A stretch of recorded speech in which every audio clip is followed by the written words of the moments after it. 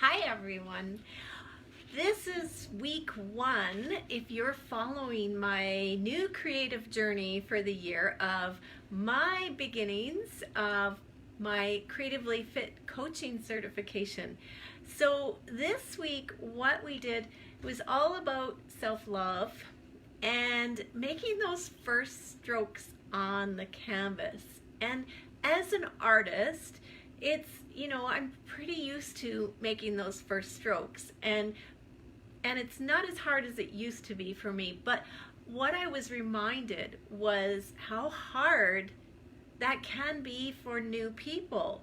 And I was taken back and reminded of the first time I was in a drumming circle, and how intimidated I was with that, because I am not musical at all. As much as I would have loved to have learned piano and guitar, I never did, and I can't sing a note. So I was reminded about the first time I sat in a drumming circle, and I was really intimidated by that.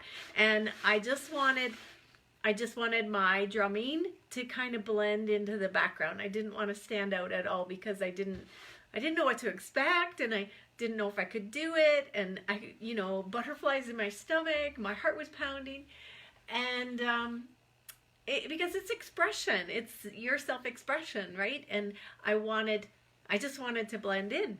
And so then the next time, well, not the next time, but I remember the time that then my shamanic teacher asked me to begin the drumming circle. Well, it was like, oh my gosh, I felt frozen inside. And I was my first thoughts were, I don't know how to drum, right? Which is really kind of silly, because it's just tapping on the drum. And we've done that as children. We've played with drums. So I guess it was saying, well, I don't have rhythm. I don't know how to tap into my rhythm, right? Well, that's silly too, because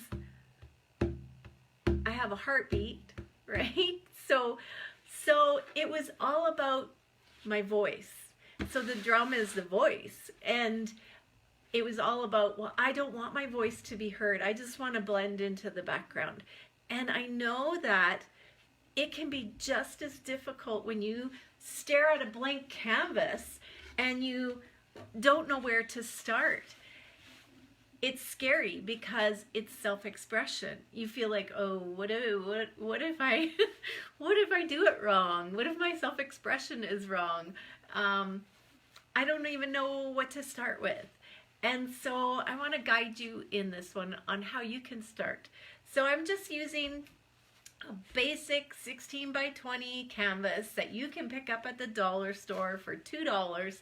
And I suggest that you start with warm colors. So just start with a palette of yellows and orange and reds, and put some white on there, okay? That way you're not going to get too many colors on your palette at once and make mud, where, there's nothing wrong with playing in mud, but most people at the beginning want to be able to have some vibrant colors. So I'm just going to use a big brush and just grab one of the colors. Maybe start with yellow, and don't try to paint anything. Just start to make marks on the canvas. So we got some yellow on here, right? And maybe I'll throw in a little white too in there. Put some yellow around on my canvas. Play in a couple different spots. And then I'm going to grab some orange and place some orange in there, and just start to, oh, that's cool, right? So it feels so permanent, but it's not.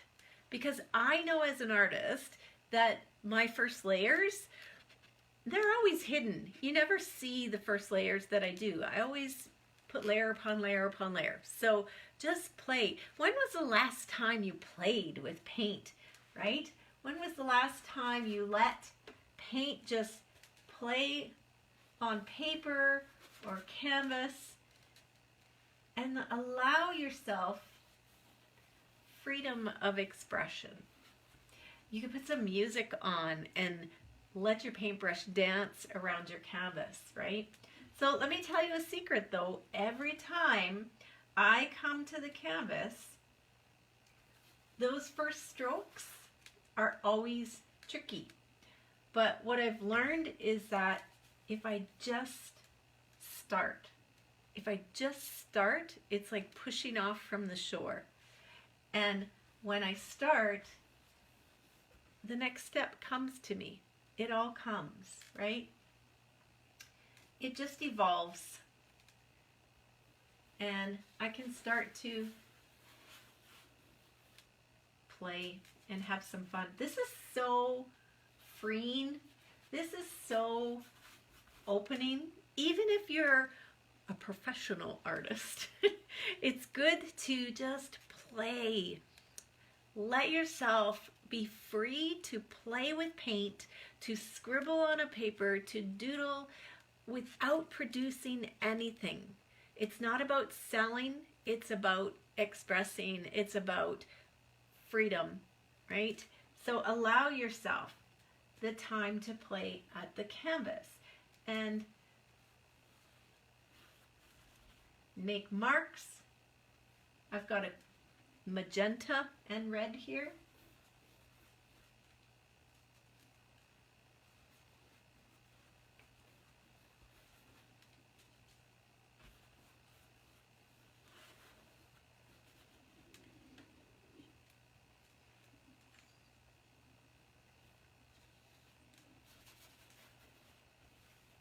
You can't do it wrong. There is no wrong.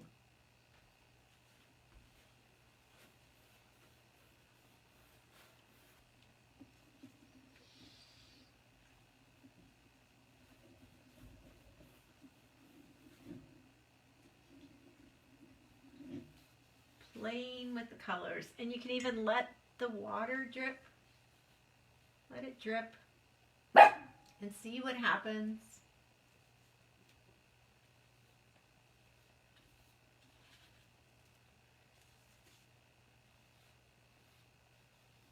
And cover your canvas with color. Just fill in the spaces.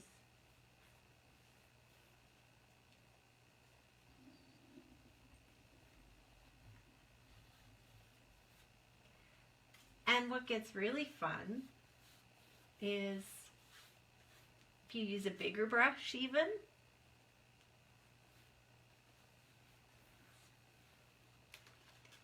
or you even use your fingers.